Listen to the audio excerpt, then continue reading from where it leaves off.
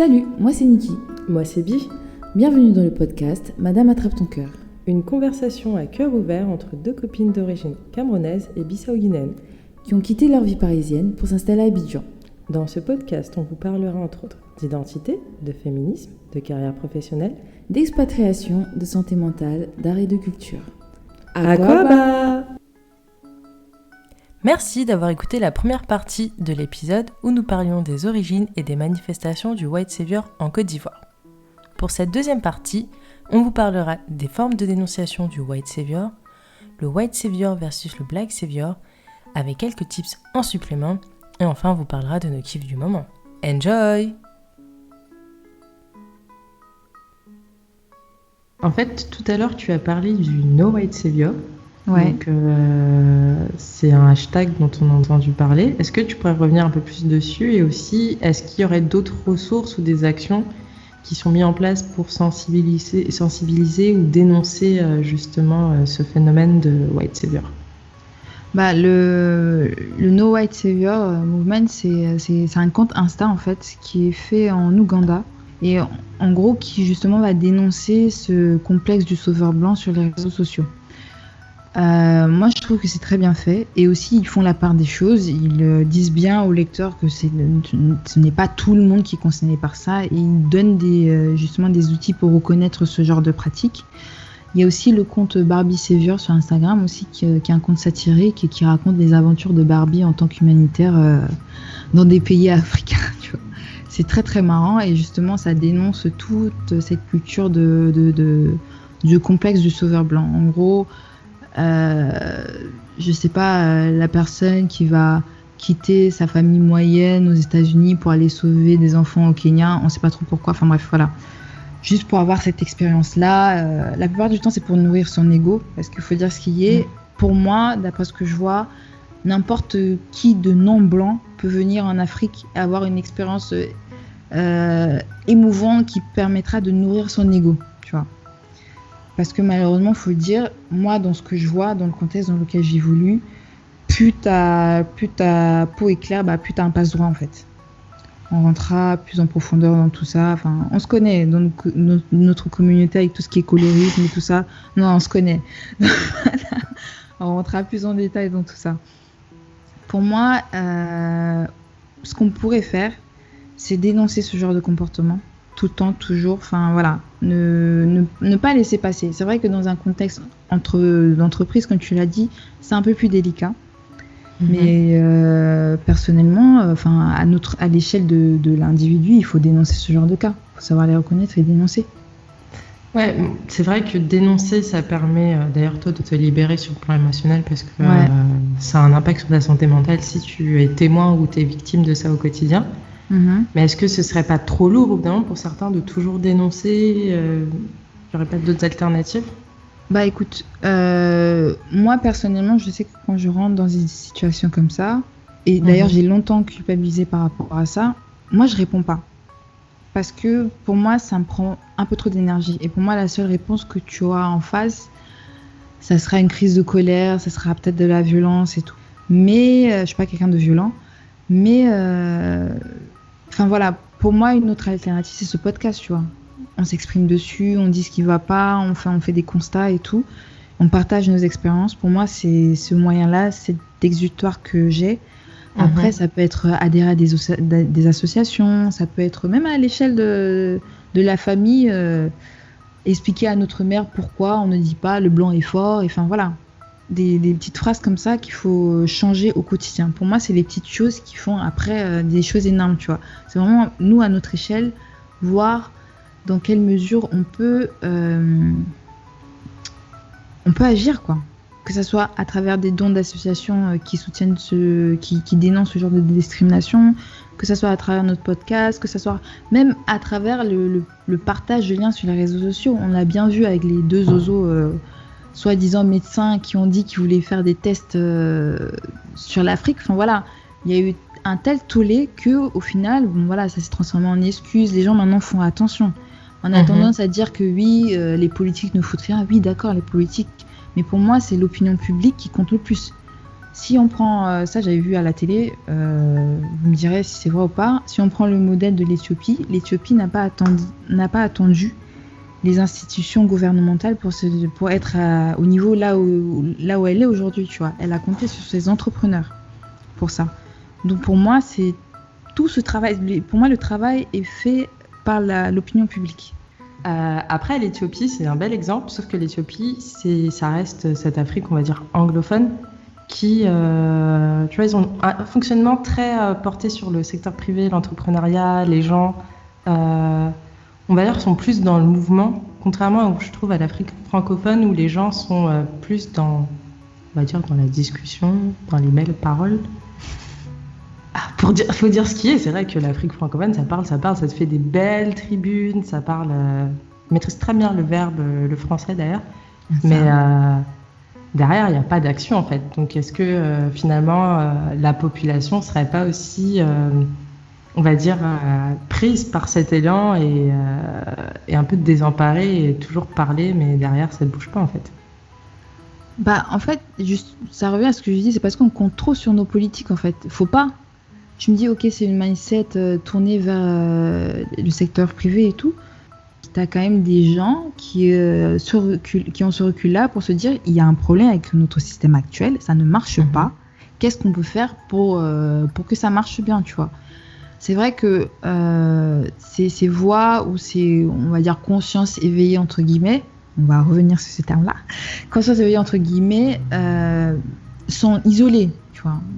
Moi, personnellement, je ne connais pas encore de groupe qui ait assez de poids pour défendre ce genre d'intérêt-là. Par exemple, pour montrer à quel point l'opinion publique peut être forte en face d'une institution gouvernementale, au Cameroun, justement pour lutter en solidarité contre le virus, tu as le parti opposant qui a réussi à lever 1,5 million d'euros. Pour soutenir justement, pour soutenir justement la population face à ce virus-là. Donc pour moi, c'est possible en fait. On n'a pas à attendre les politiques. Je pense qu'ils ont d'autres problèmes légitimes ou non à gérer, j'en sais rien. On n'a pas à les attendre pour faire certaines actions, tu vois. Là, ils ont réussi à lever 500 millions d'euros. Imagine si tout le monde était dedans. Imagine ce qu'on peut lever comme fonds, tu vois. Vu qu'on sait tous que l'argent, c'est le nerf de la guerre. Si on se met tous ensemble, imagine ce qu'on peut faire. Oui, c'est vrai que j'ai lu et j'ai vu pas mal d'initiatives dans beaucoup de pays, que ce soit en Côte d'Ivoire, même en Guinée-Bissau. Après, c'est toujours des initiatives à petite échelle, isolées. Après, ça permet d'aider des petites populations, mais c'est vrai que si il y avait une unité derrière, un regroupement, l'impact serait plus important et comme tu dis, on tendrait moins la main, on aurait moins d'attentes vis-à-vis en fait des hommes politiques. C'est ça. Que les ont un agenda particulier. Voilà. Ils n'ont qu'à gérer ce qu'ils doivent gérer et nous on gère ce qu'on peut gérer, tu vois. Donc à t'entendre en fait, donc du coup c'est vrai que ce serait bien que les initiatives viennent des concernés, donc là en l'occurrence des Africains. Mais après moi ce que j'ai lu et j'ai souvent entendu, c'est que des gens qui essayent d'opposer en fait le phénomène de Black Savior au phénomène de White Savior. Donc, est-ce que finalement c'est fondé cette opposition ou c'est vraiment du fantasme? Ah non, moi je ne les mettrais pas en face parce que c'est pas la même portée pour moi. Pour la simple et unique raison, tu verras rarement un avion rempli d'Africains aller voler au secours des enfants au Yémen ou en Syrie, tu vois. Pour donner un exemple comparable. Donc pour moi, c'est pas du tout la même portée, c'est pas du tout la même échelle. Mais c'est vrai qu'il y a ce phénomène aussi de Black Savior. Bon, comme j'avais dit dans les épisodes précédents, moi aussi, j'étais coupable de ça. On vient avec une vision eurocentrée et on se dit qu'on a les réponses aux problèmes les problèmes quotidiens, tu vois, dans le pays, alors que pas du tout au final. Par exemple, une phrase que moi j'aimais bien dire, avant de me faire reprendre par notre chère amie Tidiane, que je salue au passage, c'est, moi j'aimais bien dire, ici les gens, les taxis, surtout les taxis, ne savent pas chercher l'argent, tu vois. Parce que pour moi, le temps égale l'argent. Or, si tu verras souvent sur le pare-brise des taxis, c'est marqué, le retard n'empêche pas le bonheur, tu vois. C'est ça pour dire que, ici, au final, l'équation le temps égale argent n'est pas valable, n'est pas applicable en fait. Moi, j'arrive avec ma vision de France, le temps égale argent, tu perds pas de temps, tu gagnes des sous, enfin voilà. Alors qu'ici, ça s'applique pas du tout, tu vois. Et c'est un concept français. En fait, c'est comment dire, c'est lié à la langue. Parce que dans des langues africaines, notamment le dioula, ça n'existe pas en fait. Parce que leur notion du temps est cyclique. Ce que tu n'as pas fait aujourd'hui, tu le feras demain. Ce que tu n'as pas fait demain, tu le feras après-demain. Tu vois, là, tu me l'apprends. Hein. Ça, je savais pas, tu vois. Alors, quand tu arrives ici, sur tes grands chevaux et tout, tu dis, ouais, bon, c'est comme ça que ça doit être pour qu'on avance plus vite. Mais en fait, on a tendance à oublier qu'on vient avec un mindset complètement français, tu vois. On a juste la couleur qui est locale, mais on n'a pas le bon mindset pour résoudre les problèmes qui sont ici. Et même, c'est pas à nous de les résoudre, au final. On peut apporter notre contribution, mais c'est pas à nous. Les gens qui ont ces problèmes-là sont mieux placés pour résoudre ce problème-là eux-mêmes. Tu vois ce que je veux dire ? Effectivement. C'est aussi ça le problème avec ce complexe de sauveur. On se sent investi d'une mission alors qu'au final, les gens t'ont rien demandé. Mais est-ce que parfois, c'est pas justement ces gens qui t'incitent à avoir cette position ? Parce que si on prend le contexte un peu... Bon, je l'ai vu en Côte d'Ivoire, mais je le connais très bien au Guinée-Bissau, c'est qu'on attend beaucoup de la diaspora, dans le sens où on attend une aide, que ce soit financière ou intellectuelle, ce qui fait que ça peut peut-être monter à la tête en fait, de ces personnes en se disant bon, effectivement, je suis investi d'une mission. Oui, ça arrive, faut pas se mentir, il y a une pression sociale énorme dans les... Enfin, moi, je sais qu'au Cameroun, il y en a, notamment avec les benguistes. C'est vrai que ça peut monter à la tête, mais aussi, il faut dire la vérité. Excusez-moi, en France, voilà, c'est chaud. Faut dire ce qui est, la vie est dure, tu vois. Faut aussi essayer d'expliquer aux personnes que c'est pas tout rose, en fait. Enfin, la vie est chère là-bas. Et c'est vrai qu'aussi, dans nos sociétés, les gens ont tendance à être rejetés quand ils ne réussissent pas, entre guillemets, en Europe. Parce que t'as tout un système qui est mis en place qui est très très vicieux. T'as des gens qui s'endettent pour pouvoir envoyer leurs enfants à l'extérieur. Et quand ces enfants-là ne réussissent pas, bref, encore une fois, t'as l'argent qui motive tout ça. Mais pour moi, c'est aussi de dire la vérité, tu vois, de montrer de plus en plus qu'en fait, ok, c'est pas parce que je suis revenue avec une valise... soi-disant Louis Vuitton que la vie roule bien, tu vois. Tu sais pas comment j'ai travaillé comme un chien pour avoir ce Louis Vuitton là. Enfin voilà. C'est aussi à la diaspora ou les gens qui vont à l'extérieur de faire ce travail, de dire la vérité. Faut dire ce qui est. C'est vrai qu'il faut partager les galères de France. Mais tout à l'heure, tu parlais aussi des personnes éveillées. Donc je sais pas si tu faisais référence. On va dire à tout, ce phénomène woke, déconstruit, panafricain, etc. Ouais. Mais quand tu écoutes leurs discours, parce que en ce moment avec le coronavirus, j'ai le temps d'assister à des lives, il y a beaucoup de discours qui prônent la solidarité vis-à-vis de l'Afrique, ce retour vers l'Afrique, etc. Et est-ce qu'il n'y a pas des dérives justement liées à ce phénomène ? Ouais. Enfin, déjà, est-ce que toi, tu te considères comme woke ? Désolée, je te repose une question derrière, mais juste pour savoir un peu. À titre personnel, non, parce que j'estime que moi, je suis comme tout le monde. J'ai ma part de choses auxquelles je suis consciente, mais d'autres, je ne sais pas du tout. Je suis ignorante de plein de choses. Il y a des choses où je suis dans le système, et ça ne me va. Pour le moment, je ne remets pas ça en question. Et pour moi aussi, ça a il y a une position condescendante que je ne partage pas, de dire il y a nous et il y a les autres. Moi, je ne me mets pas dans ce sac. Ok. Pour répondre à la question, oui, il y a des dérives. Justement, moi, j'avais vu pendant Afro-Nation, on est allé visiter une galerie d'architectes et on s'est rendu compte en fait que le mouvement woke avait été source de business. Parce qu'en fait, le guide dans la galerie d'architectes, justement, il utilisait ce discours, il utilisait les bons mots-clés. Hein. Oui, avant, on était tous des rois et des reines, on rayonnait, blablabla et tout, justement pour inciter la clientèle américaine à venir acheter, à venir consommer, tu vois. Donc, pour moi, il y a des dérives par rapport à ça. Il y a des... Non, je joue pas très bien l'exercice, mais à titre personnel, moi, j'aimerais dire que... en fait, être noir en France, c'est déjà, ou noir en Europe, c'est déjà assez source de problèmes.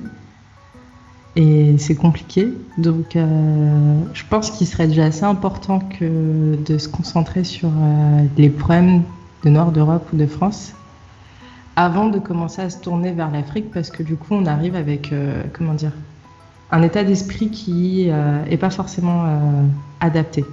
Ça, c'est à titre personnel, parce que quand je suis arrivée en Côte d'Ivoire, j'avais moi plein d'idées de comment sauver et me sentir utile. Et je me suis prise plein de claques et je me suis rendu compte qu'en fait en France, j'avais trop de bagages que je portais sur moi, que j'avais pas résolu, et en fait que j'ai voulu verser sur les gens ici. Et heureusement, en fait, j'ai rencontré des gens qui ont su me parler, me foutre des claques quand il le fallait pour que je comprenne que je sois là ou pas, ça tourne. Ah bah oui. Bah oui, c'est ça. Si tu veux contribuer, contribue, mais que tu sois là ou pas, ça a marché. Hein. Ouais. On n'a pas besoin que tu prennes l'avion pour agir, quoi. Il n'y a pas besoin, en fait. Ouais.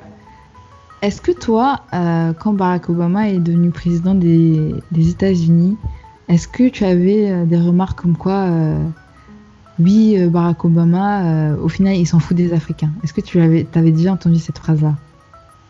Ouais, j'ai entendu cette phrase et j'ai aussi entendu quand il a gagné ses élections, sa première élection, c'était il va sauver l'Afrique. Et moi, je comprenais pas ce que je me disais. Barack Obama, il a été élu pour gouverner les États-Unis, qui est déjà un très très grand pays. Donc l'Afrique, ouais, c'est dans son agenda comme tous les présidents. Mais... Ouais, bah oui, mais sans plus, tu vois. Ouais. Et même, je me souviens, j'en avais parlé avec mes parents. Ils disaient, oui, mais Obama, il a rien fait pour les Africains, ils sont déçus. Tout. Je dis, mais attendez, vous vous attendez à quoi en fait? Il dit, non, mais il est noir, il devrait savoir. Tu vois, il y a toujours ce truc, enfin, je sais pas pourquoi, je sais pas comment toi tu le vois, mais dans notre culture, il y a toujours ce truc qu'on attend que l'autre nous sauve, tu vois. Même si c'est pas le blanc, mais c'est quelqu'un de plus aisé que nous. Je pense sincèrement que c'est lié à notre histoire. Je pense qu'à la base, on est plutôt communautaire qu'individualiste, voilà, de base, traditionnellement parlant. Je pense, moi c'est à titre personnel, je pense que ça vient de là. Mais ça, c'est aussi un autre exemple pour mettre en avant le phénomène de Black Savior. Effectivement, c'est lié à l'histoire. Et comment ça s'appelle Marie Scondé dans le livre Ségou et Ampateba dans L'Enfant Peul qui décrit bien ce phénomène où tu vois au début les sociétés sont communautaires, tout le monde partage, tout le monde travaille. Puis petit à petit avec l'arrivée des étrangers, donc que ce soit les Arabes ou bien après t'arrives avec les Français ou on va dire les Européens, ce changement de comportement où les gens commencent à tendre la main et à tendre les autres. Et si quand tu tends la main, on te sauve pas, si c'est quelqu'un de ta famille ou ton frère, tu vas essayer de attraper sa main pour le tirer vers toi. Donc c'est le phénomène de panier de crabe. Ouais. Il y a une chanson d'un chanteur camerounais, c'est une vieille chanson qui l'explique très bien. Le chanteur s'appelle Donny Elwood et la chanson c'est Ma vie va changer. Je pense que je t'avais lu les paroles la dernière fois. Tu te souviens ou pas? Ouais. Donc en gros, il disait que son frère a été nommé et sa vie va changer parce que voilà, il aura une Mercedes climatisée, il va plus marcher dans le quartier, il va plus souffrir et tout parce que son frère est en haut, tu vois. Donc c'est tout ça qui mine nos sociétés. C'est une vieille chanson mais qui est toujours d'actualité aujourd'hui pour moi. Voilà. Effectivement. Mais du coup, il y a des gens en fait pour le moment changer leur mentalité, ça va prendre du temps et ça se fera de génération en génération, je pense. Mais je pense que nous, à notre échelle, c'est vrai que si on a envie de contribuer ou d'agir, faut être vigilant sur les dérives, donc à savoir adopter un comportement de Black Savior. Donc, est-ce que toi, tu aurais des tips ou des conseils à viser pour éviter d'avoir ces comportements qui pourraient justement avoir un impact négatif sur ce qu'on veut faire en fait? Ouais. Pour moi, ça serait plus des tips pour les gens, parce que c'est ce que je vois en ce moment beaucoup sur les réseaux sociaux, cette envie de retourner sur le continent, tu vois. Pour moi, dès qu'on arrive ici, on s'adapte, tu vois. On enlève, comme on a dit dans l'épisode précédent, tout ce qu'on connaissait avant, là, on jette ça, tu vois. Il y a un vrai travail de déconstruction de nos paradigmes à faire, on jette tout. et on apprend, on s'adapte. Et surtout, pour moi, ça c'est aussi un travail que je fais pour moi-même, on apprend à raconter les bonnes histoires, tu vois. Dans le sens où, au lieu de dire que oui, les politiques ne font rien, ceci, cela, on essaye quand même d'avoir des histoires positives. Il y a tel entrepreneur qui a réussi à débloquer tel fonds pour telle association. Enfin voilà, mettre tout ça en valeur. Pour moi, ce n'est pas à la petite brochette de volontaires et autres de raconter l'histoire de l'Afrique, tu vois. Donc c'est à nous de faire ce travail, de raconter déjà à nous-mêmes ces histoires, de faire plus confiance à nos semblables, parce qu'il ne faut pas se mentir, on ne se fait pas confiance entre nous. Je me souviens mes parents, enfin quand je dis mes parents, c'est pas que mon père et ma mère, mais ça peut être des tantes et tout. Enfin, au tout début, tu sais, quand on commençait à avoir des pilotes noirs dans les avions, quand ils voient que c'est un noir, ils se disent tu vois. Il y a des espèces de méfiance. Enfin, on devrait apprendre à se faire confiance nous-mêmes. Pour moi, ça passe par se raconter les bonnes histoires. Il y a Chimamanda Ngozi Adichie qui le dit bien dans un de ses TED Talks. Le TED Talk s'appelle The Danger of a Single Story. En gros, elle explique, enfin, je vais pas vous faire de spoiler très rapidement, elle explique l'impact de la vision du monde à travers les histoires qu'on nous raconte. Elle donne l'exemple de son homme de ménage qui était à la maison et où sa maman racontait que les parents de ce jeune homme vivaient dans un village, ils avaient très peu de moyens et ils avaient besoin que le jeune homme travaille pour pouvoir subvenir à leurs besoins. Et elle racontait aussi l'épisode où elle allait justement au village en question et elle a vu que les parents avaient fait un panier en raffia, je pense, si je me trompe pas. Et elle se souvient être ébahie du fait qu'en fait, ils étaient capables, malgré leur peu de moyens, de faire ce genre de panier. Alors que si sa mère lui avait dit, oui, ils ont peu de moyens, mais c'est une famille battante et débrouillards, elle n'aurait pas eu cette réaction-là en face du panier. Donc pour moi, ça traduit juste l'importance de raconter les bonnes histoires en fait. Au lieu, comme je disais précédemment, au lieu de dire que oui, les États et tout sont nuls et machin, faut replacer les choses dans le contexte. L'Afrique redémarre avec des séquelles, esclavage, colonisation, décolonisation. Et pour moi, d'après ce que je vois de mon entourage, on n'est plus au stade de victimisation, tu vois. Et il y a une espèce de prise de conscience, surtout notre génération. On n'est plus au stade de oui, mais il y a eu ci, il y a ça. Non. Maintenant, on est au stade de il y a un problème, comment on fait pour le résoudre? Et je pense que la génération d'après pourra avoir les outils justement pour faire ça. C'est une belle conclusion. Hein. Merci. Non, c'est vrai que la manière dont on perçoit l'histoire, dont on la raconte est hyper importante pour se l'approprier et faire changer les mentalités parce que c'est, je pense, le plus gros travail à faire. C'est la valorisation et le renforcement du mental dans le sens l'Africain est capable, il peut faire, il a des idées, il peut faire bouger les choses et savoir aussi comment demander de l'aide parce qu'effectivement on ne peut pas tout faire tout seul mais il faut apprendre aussi à savoir comment demander de l'aide et pour ceux aussi qui veulent aider, il faut trouver sa bonne posture, toujours écouter en fait, celui qui a besoin d'aide, savoir ce dont il a besoin, comment il a besoin pour éviter par exemple comme tu dis dans les problèmes de développement, c'est de construire par exemple un puits que les gens ne vont pas utiliser parce qu'on n'a pas pris en compte que les femmes en fait elles aiment bien aller chercher de l'eau parce que c'est le moment où elles se sociabilisent, elles sortent loin de leur foyer et pouvoir discuter entre elles. Donc c'est toutes ces petites choses qu'il faut prendre en compte. Et pour ceux qui sont en Europe et qui aspirent à aider davantage, l'argent, c'est le nerf de la guerre. Ouais. Les gens en ont besoin. Donc effectivement, beaucoup le font déjà en envoyant de l'argent à leur famille.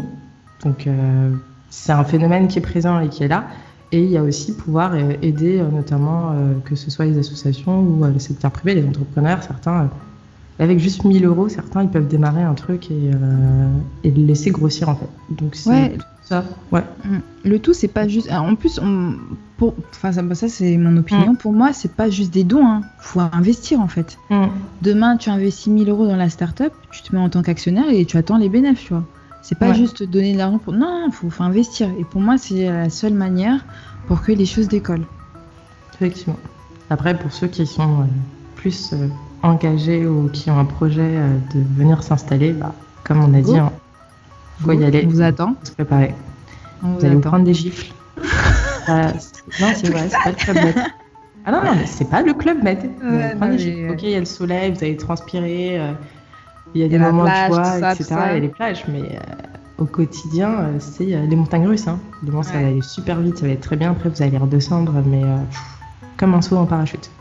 Mais que ce soit que vous soyez en contact avec des personnes, des Ivoiriennes ou encore des personnes extérieures, hein, c'est chaud. Hein. Enfin, c'est chaud. C'est compliqué. C'est une démarche. Après, faut être conscient dans quoi on s'embarque en fait. Mais c'est une belle expérience, un bel apprentissage. En tout cas, merci Niki pour ton investigation. Merci à toi pour tes questions. Voilà.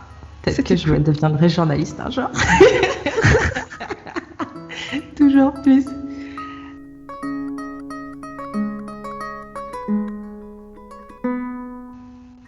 Donc passons au kiff du moment pour conclure cet épisode qui était quand même assez intense. Ouais.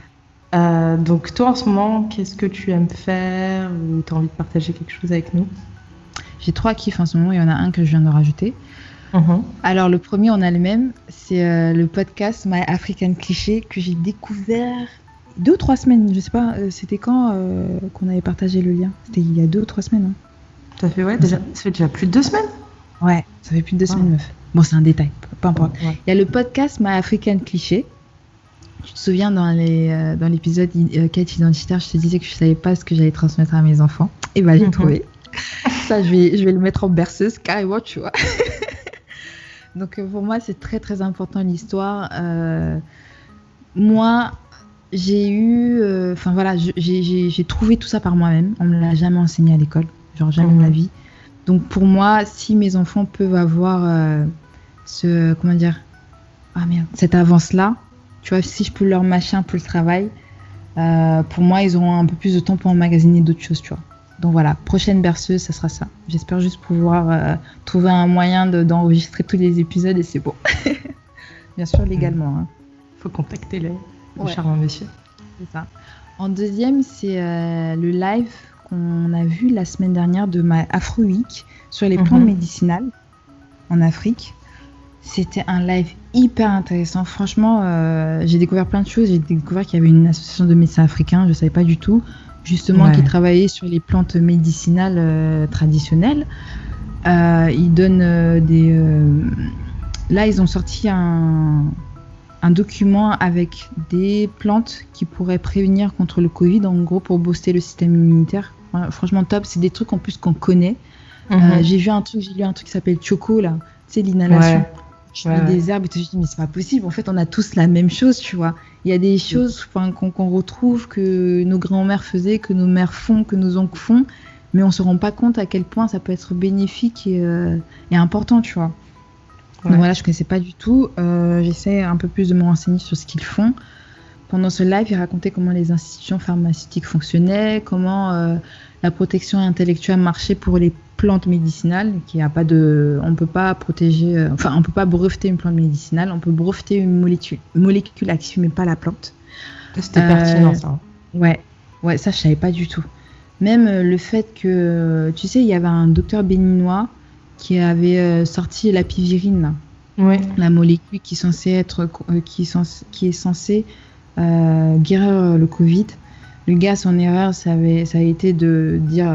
c'est un vieux médicament, en plus, ça existe depuis plus de 20 ans, qui a été shut down aujourd'hui, pour les raisons que je ne sais pas, mais on se doute bien ce que c'est.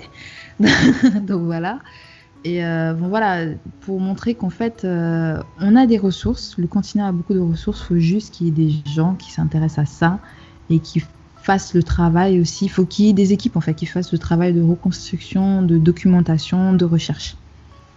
Moi, j'ai trouvé ça vachement intéressant. Ça a refait mon après-midi. Et le troisième, c'est un livre de Richard Dawkins. Franchement, c'est un livre que je vais lire depuis que j'étais à la fac, mais j'ai repoussé. C'est un livre de biologie. Ça s'appelle Le gène égoïste. Et en gros, ça raconte la sélection naturelle du point de vue d'un gène. En gros, le gars t'explique... je viens tout juste de commencer. En gros, le gars t'explique à quel point les gènes sont égoïstes et qu'ils font tout dans l'intérêt de protéger l'espèce, en fait. D'accord. Voilà les 3 kiffs du moment. Et toi? J'espère que tu pourras nous en dire plus sur ce bouquin par la suite. Je ne pense pas que je lirai ça, ça a l'air trop scientifique, mais un résumé m'irait parfaitement. Non, franchement, c'est pas scientifique du tout. Il donne des exemples simples. Justement, il a essayé de simplifier au max pour que n'importe qui s'intéresse un minimum à la biologie ou à la zoologie puisse le lire. Ok, je le mets dans ma liste alors. Ok. Pour moi, donc, j'ai 3 kiffs du moment aussi. Tout comme toi, donc il y a le podcast My African Cliché, qui est une belle découverte. Merci d'ailleurs pour le partage, parce que je l'écoute, je crois, tous les jours quasiment. Ouais. Et en fait, ça me rappelle un peu mon père sur certains trucs, parce que c'est lui qui me disait, vas-y, tu dois lire ça, tu dois regarder ça. Et plein de choses que je découvre, des sujets auxquels je ne m'étais jamais intéressée, notamment par exemple l'hymne national, et des zones aussi, tout ce qui est Afrique de l'Est ou Afrique centrale. Bon, il y a certains pays, je m'intéresse à Afrique centrale, mais sans plus. Et là, donc, je découvre leur histoire et ça fait vraiment beaucoup de bien. Mais surtout son approche est trop bien. Ouais, les épisodes sont courts, donc du coup, tu enregistres facilement l'information. Après, moi, je suis un peu une geek poussée, c'est qu'après les épisodes, je vais sur Wikipédia et je recherche encore d'autres trucs. Non, mais t'as raison, il faut remettre en question toutes les informations qu'on a, parce que, il faut. Mais je sais pas. Pour compléter certaines choses, parce qu'effectivement, son format est court, lui, peut pas se permettre de parler pendant des heures de certaines choses, quoi. Mais je sais pas pour toi, mais il avait soulevé je sais plus dans quel épisode, moi j'écoute en rafale, il avait soulevé un point justement pour parler de tout ce qui était représentation et l'histoire qu'on se racontait. Moi, je sais que au Cameroun, à l'époque où je grandissais au Cameroun, où j'ai grandi au Cameroun, pour moi, l'Afrique de l'Est, à part la famine, j'avais aucune autre histoire de l'Afrique de l'Est. Tu sais, les Éthiopie, Somalie, toutes les images qu'on te montrait, c'était des enfants qui étaient en train de mourir de faim. Alors qu'aujourd'hui, avec du recul, quand tu t'intéresses un peu plus, aussi avec Internet et les réseaux sociaux, à l'époque, il n'y avait pas tout ça, tu te rends compte en fait que c'est incroyable comme région, tu vois. Alors qu'on n'avait pas ces ressources-là avant. Donc pour revenir au fait, d'où l'importance de se raconter les bonnes histoires. C'est vrai que plus jeune, dans les médias, l'Afrique de l'Est, c'était famine. C'est ça. Éthiopie, Soudan, tout le temps, les guerres, on parlait que de ça. Après, avec le boom économique, on a commencé à avoir une autre vision de ces zones-là. C'était safari d'abord. Safari. Tourisme, safari. Voilà. Après, on a commencé à voir que ça s'industrialisait, ça avait des croissances économiques intéressantes. Et moi, après, je suis tombée sur des articles sur notamment l'indépendance du Kenya. Donc, tu sais, le livre dont je t'avais parlé, les figures de la révolution africaine. Du coup, j'ai eu un autre visage du Kenya et je me dis, ah ouais, c'est hyper intéressant comme pays. Ouais. Et là, avec le podcast de ça, déjà l'histoire du Somalie, moi je connaissais pas.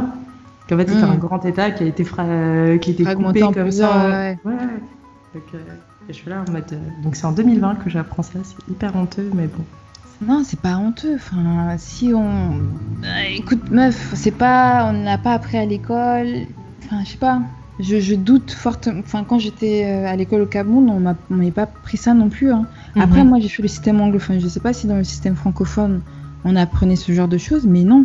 Par exemple, Sundiata Keita, je parlais avec un ami la dernière fois, il dit « Ah, ça, c'est un livre qu'on a lu étant jeune. » Je fais « Ah bon ? Bah, écoute, moi, je l'ai découvert il y a même pas 5 ans, tu vois, au cours d'un voyage. » Non, je crois que Sundiata, dans le système francophone, il est étudié comme Samori Touré aussi. Peut-être Afrique de l'Ouest. Moi, je pourrais pas parler pour l'Afrique centrale. Je sais que moi, dans le système anglophone, on allait étudier du chinois à Tchébé, tu vois, par exemple. Mais peut-être pas les autres. Donc voilà. Ok. Mes autres kiffs. Donc, le deuxième, c'est la série sénégalaise à succès Maîtresse d'un homme marié. Encore. Ah mais j'adore cette série. Donc là, c'est la saison 2 que je suis attentivement. Ça fait du bien en plus en ce moment. C'est une évasion. Je m'évade, je vais au Sénégal. Donc c'est le plaisir de revoir toutes ces images de Dakar. J'avoue que je parle beaucoup du Sénégal, mais j'ai pas dit pourquoi. C'est parce que je vivais à temps partiel au Sénégal il y a 2 ans. Donc c'est pour ça. Et le fait que ce soit en Wolof, je ne comprends pas le Wolof. Mais ça fait, je trouve que ça rend la série authentique dans leur manière de délivrer leurs messages et leurs émotions. Et ça te montre aussi bien la critique de la société sénégalaise en termes de santé physique et mentale, le mariage, le travail, le rapport avec la belle famille, le rapport des femmes aussi, comment les femmes sont vues. Franchement, c'est super. C'est une très très bonne série. Et je tiens aussi à les féliciter sur le plan technique parce que pendant bien longtemps on disait que les séries films francophones d'Afrique francophone n'étaient pas de qualité, alors que là, l'appui technique c'est bien, le son est bien, les images sont bien, même le placement de produits est encore mieux fait dans la saison 2 que la saison 1, mais au top. Donc je le conseille, c'est sur YouTube, 30 minutes, c'est un délire. Ça marche, c'est noté. Et la troisième chose, donc en ce moment, avec le Covid, je pense beaucoup à la Guinée-Bissau. Donc en plus de manger plus bissau-guinéen, etc., et m'entretenir avec la famille, j'écoute pas mal de musique. Et il y a un groupe que j'adore qui s'appelle Super Mama Jumbo. C'est un groupe qui a vu le jour dans les années 60 et qui a coûté jusqu'au milieu des années 80. Et c'est un groupe c'est un groupe engagé qui donc a beaucoup soutenu les mouvements d'indépendance et a encouragé les populations à se rendre compte de ce qui se passait et de se rebeller. Et après, donc au moment de l'indépendance, quand Guinée-Bissau, l'indépendance c'était assez tardif, c'était en 73, a poussé les gens aussi à voir que la pseudo-démocratie auquel ils avaient accédé n'était pas bonne et a toujours dénoncé. Donc il y a des artistes qui ont dû d'ailleurs quitter le pays.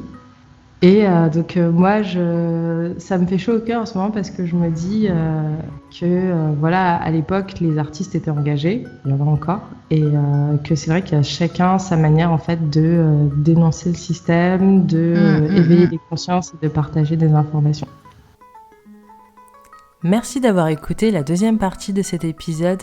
Direction la Côte d'Ivoire, le White Savior. On sera ravis de continuer l'échange avec vous sur les réseaux sociaux, Facebook, Instagram ou Twitter, ou bien par mail sur madameattrape-ton-cœur@gmail.com.